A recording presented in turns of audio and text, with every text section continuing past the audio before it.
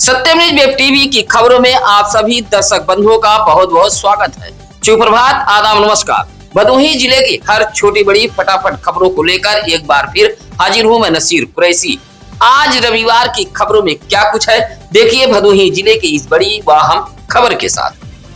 भदोही जिले में modified DJ वाहन लगातार हादसों का कारण बन रहे हैं। बैराखास गांव में महिला की मौत और 2 युवतियों के घायल होने की घटना के अगले ही दिन शनिवार को भी ज्ञानपुर कोतवाली क्षेत्र के देवनाथपुर बाजार में एक और हादसा हो गया है। यहाँ भी बेकाबू डीजे वाहन ने 2 महिलाओं समेत 3 लोगों को टक्कर मार दी है। शनिवार की शाम देवनाथपुर बाजार से गुजर रहा डीजे वाहन अचानक अनियंत्रित हो गया। सबसे पहले उसने साइकिल से जा रहे बड़वापुर निवासी 60 वर्षीय निजी गार्ड शिवजी तिवारी को टक्कर मारी। उसके बाद वाहन आगे बढ़ते हुए समही रजपुतानी निवासी राजकुमारी और श्याम कुमारी को भी अपने चपेट में ले लिया। हादसे में तीनों गंभीर रूप से घायल हो गए थे। स्थानीय लोगों की मदद से घायलों को अस्पताल पहुंचाया गया था, जहां प्राथमिक उपचार के बाद डॉक्टरों ने तीनों को रेफर कर दिया था। हादसे के बाद चालक डीजे लेकर भाग रहा था। ग्रामीणों के पीछा करने पर वह डीजे वाहन को भदोही शहर के रजपुरा चौराहे पर छोड़कर फरार हो गया था। सूचना पर डायल 112 पुलिस भी पहुंची थी। चौरी थाना इलाके के अमवा भवानीपुर गांव में शनिवार को पति पत्नी के विवाद का एक सनसनीखेज मामला सामने आया है। अमवा भवानीपुर निवासी 32 वर्षीय राजू कुमार पटेल पर उसकी पत्नी रेणु देवी ने कमरे में सोते समय हथियार से हमला कर दिया है। हमले में राजू कुमार गंभीर रूप से घायल हो गया है। उसकी आंत पेट से बाहर आ गई थी। घटना के बाद परिवार और गांव में अफरा तफरी फैल गई थी। घायल को उसकी मां हीरावती देवी और बहन राधा पटेल ग्रामीणों की मदद से भदोही शहर के एक निजी अस्पताल लेकर पहुंची थी, जहां उसका इलाज चल रहा है। बताया जाता है कि राजू कुमार पटेल फर्नीचर का काम कर अपनी मां, बहन, पत्नी और 6 वर्षीय बेटी भूमि का भरण पोषण करता है। परिजनों के अनुसार करीब 25 दिन पहले भी रेणु देवी ने अपनी ननद राधा पटेल पर हमला कर घायल कर दिया था, जिसका इलाज अभी भी चल रहा है। सूचना मिलते ही पुलिस भी मौके पर पहुंच गई थी। भदोही शहर कोतवाली इलाके के रया सरोज बस्ती निवासी 25 वर्षीय दीपक सरोज की अचानक मौत से परिवार में कोहराम मच गया है। दीपक सरोज पिकअप चलाकर अपने परिवार का भरण पोषण करता था। अभी 6 माह पूर्व उसकी शादी हुई थी। बताया जाता है कि दीपक सरोज अपने एक साथी चालक के साथ राजा तालाब खजूरी में कमरा लेकर रहता था और दोनों अलग अलग पिकअप चलाते थे। शुक्रवार की दोपहर करीब 12 बजे दीपक सरोज गाड़ी चलाकर कमरे पर पहुंचा और आराम करने लगा। उसी दौरान कमरे में मौजूद दूसरे चालक ने देखा कि उसकी सांसें तेजी से चल रही हैं। आनन फानन में एम्बुलेंस से अस्पताल ले जाया जा रहा था, लेकिन रास्ते में ही उसकी मौत हो गई। पोस्टमार्टम के बाद शव घर पहुंचते ही परिवार में चीख पुकार मच गई थी। मौके पर भारी भीड़ जमा हो गई थी। 4 बहनों व मां का दीपक सरोज एकलौता सहारा था। ग्रामीणों ने जिला प्रशासन से आर्थिक सहायता की मांग की है। औराई के बिजला बभनौटी विद्युत वितरण खंड कार्यालय पर शनिवार को ग्रामीणों ने प्रदर्शन कर जल्द विद्युत आपूर्ति बहाल कराने की मांग उठाई है। मिसिरपुर और झिंगुरपुर गांव के उपभोक्ताओं ने कहा कि आंधी तूफान के दौरान गांव में 2 विद्युत पोल गिर गए थे, लेकिन कई दिन बीतने के बाद भी गिरे विद्युत पोल को सही नहीं कराया गया। ग्रामीणों के अनुसार 13 मई से ही कई गांव की बिजली आपूर्ति पूरी तरह बाधित है, जिससे इस भीषण गर्मी में बच्चे, बुजुर्ग, महिलाएं और बीमार लोग परेशान हैं। तार सहित पोल गिरने से पूरे क्षेत्र में अंधेरा पसरा हुआ है। प्रदर्शन करने वालों में मोहनलाल यादव, कल्लू गौतम, रमा शंकर समेत कई ग्रामीण शामिल रहे। ग्रामीणों ने जल्द मरम्मत कर बिजली आपूर्ति चालू कराए जाने की मांग की है। गोपीगंज के लालानगर टोल प्लाजा के पास बड़ा सड़क हादसा हुआ है।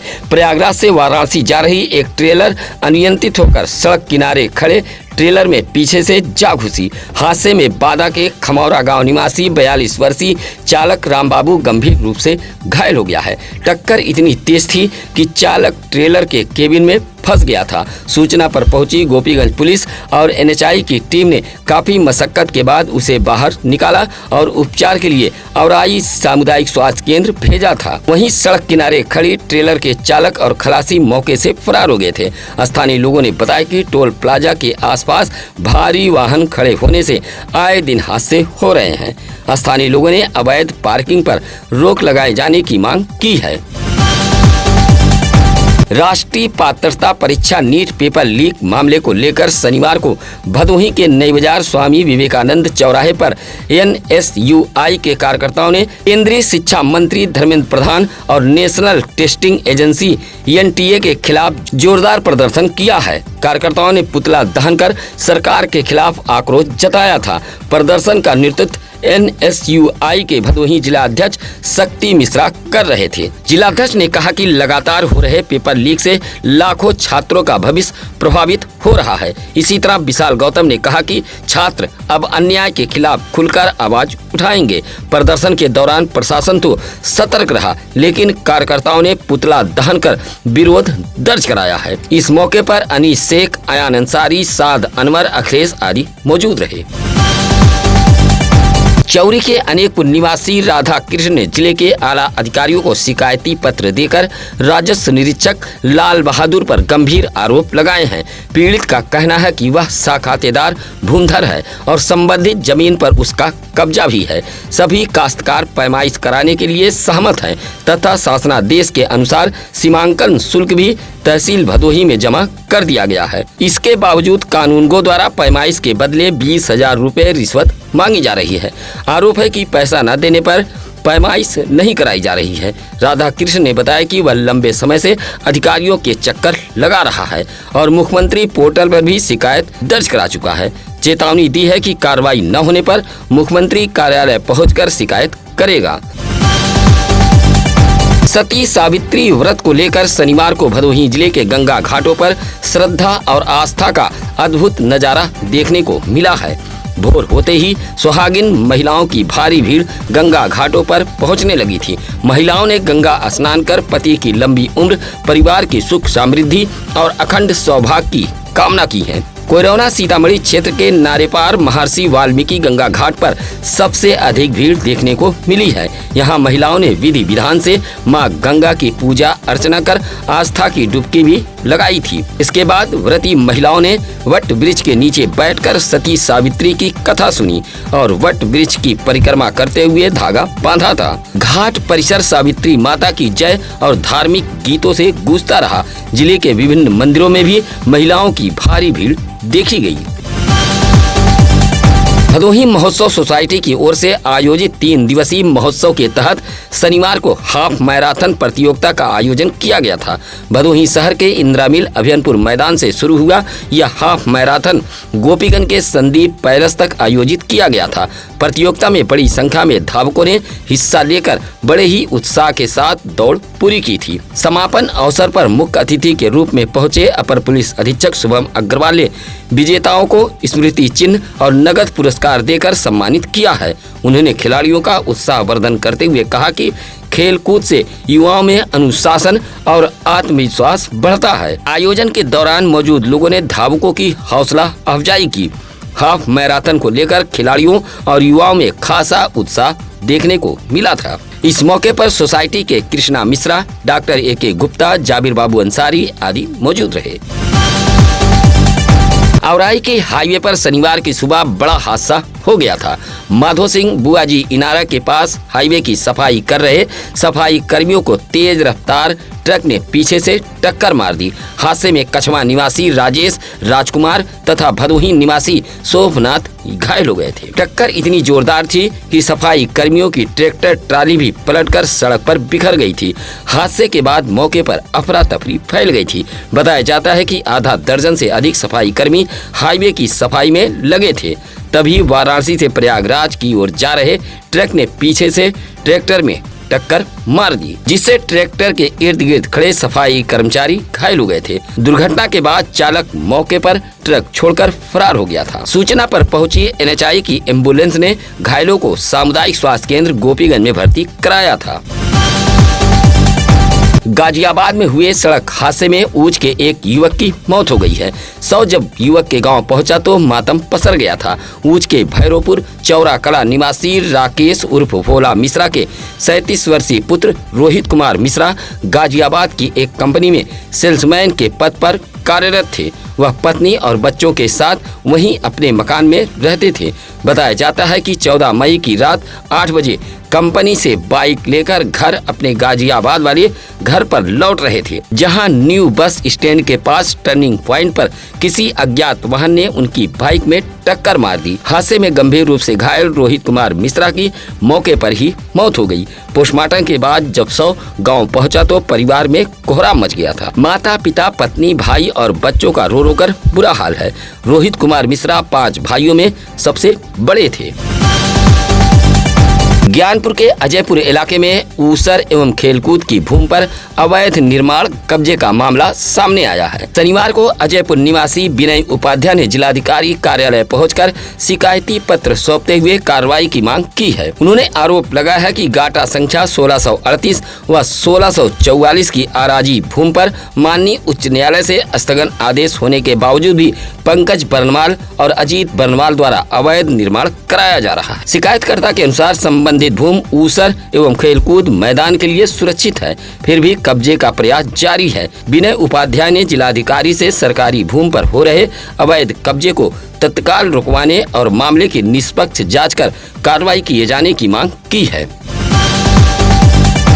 कोइरौना थाना क्षेत्र के मणिपुर इटहरा गांव में लगभग 50 वर्षों से चले आ रहे चकमार्ग विवाद का शनिवार को निस्तारण हो गया है। ज्ञानपुर तहसील से पहुंचे 2 दर्जन से अधिक राजस्व कर्मियों ने करीब 5 घंटे तक पैमाइश कर लगभग 300 मीटर लंबे चकमार्ग को चिन्हित करते हुए कब्जा मुक्त करा दिया है। बताया जाता है कि यादव बस्ती तक जाने वाले इस रास्ते पर करीब 1 दर्जन लोगों ने कब्जा कर रखा था और इसे अपनी खेत की जमीन बता रहे थे। चकमार्ग निर्माण या इंटरलॉकिंग कार्य शुरू होते ही विवाद के हालात बन जाते थे। शिकायत डीएम कार्यालय पहुंचने पर टीम गठित कर कार्रवाई कराई गई, जहां शनिवार को पहुंची राजस्व टीम ने चकमार्ग को कब्जा मुक्त कराते हुए प्रधान को मिट्टी गिराकर रास्ता बनवाने के निर्देश दिए हैं, जिससे यादव बस्ती का आवागमन सुगम हो सके। इस मौके पर गांव के पंकज यादव, अमर बहादुर, धर्मेंद्र, अजीत जैसे लोगों ने डीएम के इस कार्य की सराहना की है। भदोही शहर के रया निवासी राजा का 18 वर्षीय पुत्र करण अपनी मां 35 वर्षीय संजू देवी और बड़ी मां 40 वर्षीय मंजू देवी को बाइक पर बैठाकर सुरियावा की तरफ जा रहा था। जैसे ही बाइक सुरियावा चौथार के एक ईंट भट्टा के समीप पहुंची, तभी सड़क के गड्ढे में पहिया चले जाने से बाइक अनियंत्रित होकर पलट गई। हादसे में संजू देवी और मंजू देवी घायल हो गई थी, जबकि बाइक चला रहा करण बाल बाल बच गया है। घटना के बाद करण ने तुरंत परिजनों को सूचना दी और सरकारी एम्बुलेंस बुलाकर दोनों घायलों को महाराजा बलवंत सिंह राजकीय अस्पताल भदोही लेकर पहुंचा था। प्राथमिक उपचार के बाद परिजन दोनों महिलाओं को निजी अस्पताल लेकर चले गए थे। ज्ञानपुर काशी नरेश विश्वविद्यालय की कुलपति प्रोफेसर उमा श्रीवास्तव ने शनिवार को विश्वविद्यालय पहुंचकर कार्यभार ग्रहण कर लिया है। इस दौरान विश्वविद्यालय प्रशासन और कर्मचारियों ने उनका स्वागत किया था। पत्रकारों से बातचीत में कुलपति ने कहा कि विश्वविद्यालय को शोध एवं गुणवत्तापूर्ण शिक्षा के क्षेत्र में नई पहचान दिलाने का प्रयास किया जाएगा। उन्होंने कहा कि विद्यार्थियों को बेहतर शैक्षणिक वातावरण उपलब्ध कराना और अनुशासन बनाए रखना उनकी प्राथमिकताओं में शामिल रहेगा। उमा श्रीवास्तव ने विश्वविद्यालय में रिसर्च गतिविधियों को बढ़ावा देने पर जोर दिया। कार्यभार ग्रहण के दौरान लोगों ने कुलपति का जोरदार स्वागत किया था।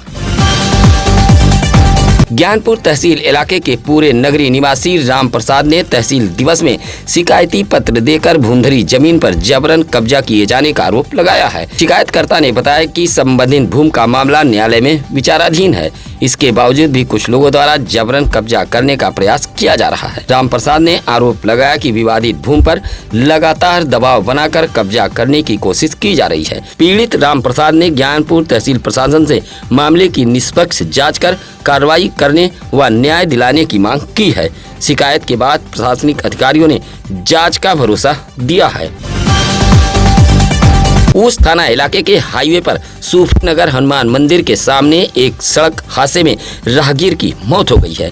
प्रयागराज से वाराणसी की ओर जा रही तेज रफ्तार अज्ञात कार ने राहगीर को टक्कर मारी थी, जहां मौके पर ही राहगीर की मौत हो गई थी। कोइरौना के दरवासी गांव निवासी नंदलाल गौड़ ने बताया कि उनके 41 वर्षीय भाई कृष्ण कुमार गौड़ घर से पैदल सूफी नगर बाजार गए थे। उत्तरी लेन पर हनुमान मंदिर के सामने प्रयागराज से वाराणसी की तरफ जा रही अज्ञात तेज रफ्तार कार ने टक्कर मारी थी, जिससे उनके भाई कृष्ण कुमार गौड़ की मौत हो गई थी। फिलहाल ऊंच पुलिस ने नंदलाल गौड़ की तहरीर पर अज्ञात चालक के खिलाफ मुकदमा दर्ज कर लिया है। चौरी के परसीपुर इंटर कॉलेज में स्काउट गाइड के तत्वाधान में चल रहे 7 दिवसीय प्रशिक्षण शिविर के 6वें दिन आपदा प्रबंधन एवं सेवा कार्यों से जुड़ी विभिन्न गतिविधियों का प्रदर्शन किया गया था। स्काउट गाइड के छात्रों ने टेंट, तंबू, स्टैंड, अस्थायी बाथरूम व डस्टबिन बनाकर अपनी कला एवं कौशल का परिचय दिया था। इसी दौरान सड़क दुर्घटना व आपात हालात में घायलों की सहायता, प्राथमिक उपचार व सुरक्षित स्थान तक पहुंचाने का व्यवहारिक प्रशिक्षण भी दिया गया है। प्रशिक्षण ले रहे छात्रों ने बिना बर्तन के पारंपरिक तरीके से बाटी चोखा व चूरमा बनाकर सभी का ध्यान आकर्षित किया था। मुख्य अतिथि जिला विद्यालय निरीक्षक अंशुमान ने शिविर का निरीक्षण कर प्रतिभागियों की सराहना की है। इस मौके पर डॉक्टर अजय कुमार पांडे, राजेश प्रजापति, अंजलि मौर्य, सकीना चंद्रेश आदि मौजूद रहे। चौरी थाना क्षेत्र के रजईपुर गोहिलाव निवासी राजकुमार सरोज का 18 वर्षीय पुत्र राजू सरोज सड़क हादसे में घायल हो गया है। बताया जाता है कि राजू सरोज अपने साथी 19 वर्षीय महेश सरोज और 30 वर्षीय अनिल सरोज के साथ अपाचे बाइक से औराई के महाराजगंज किसी काम से गया था। काम खत्म कर तीनों वापस घर लौट रहे थे। इसी दौरान महाराजगंज ममहर मार्ग स्थित घमापुर रोड के पास सामने से आ रही तेज रफ्तार 4 पहिया वाहन ने बाइक में जोरदार टक्कर मार दी। हादसे में बाइक चला रहा राजू गंभीर रूप से घायल हो गया है। उसके सिर में चोटें आई हैं और हाथ फ्रैक्चर हो गया है, जबकि पीछे बैठे महेश और अनिल को भी मामूली चोटें आई हैं। हादसे के बाद वाहन चालक मौके से फरार हो गया था। घायल राजू सरोज का इलाज इंदिरा मिल के एक निजी अस्पताल में चल रहा है। भदोही शहर के चौरी रोड सामुदायिक स्वास्थ्य केंद्र में शनिवार को राष्ट्रीय डेंगू दिवस मनाया गया है। कार्यक्रम की अध्यक्षता सीएचसी अधीक्षक डॉक्टर राम आशीष सरोज कर रहे थे। इसी दौरान अस्पताल पहुंचे मरीजों और लोगों को डेंगू से बचाव के प्रति जागरूक किया गया। डॉक्टर राम आशीष सरोज ने सभी को डेंगू से बचाव की शपथ दिलाते हुए कहा कि कूलर में 1 सप्ताह से अधिक पानी जमा न रहने दे, घर के आसपास पानी इकट्ठा न होने दे ताकि मच्छरों का प्रकोप न बढ़े। उन्होंने साफ सफाई और जागरूकता को डेंगू रोकथाम का सबसे प्रबल उपाय बताया है। इस मौके पर अस्पताल के तमाम डॉक्टर, स्टाफ व कर्मचारीगण मौजूद रहे। सुरियामा के महुआपुर गांव से गुमशुदा किशोर के मिलने के बाद परिवार में खुशी का माहौल है। न्यायालय बाल कल्याण समिति के आदेश पर जब किशोर को परिजनों को सुपुर्द किया गया तो माहौल भावुक हो गया था।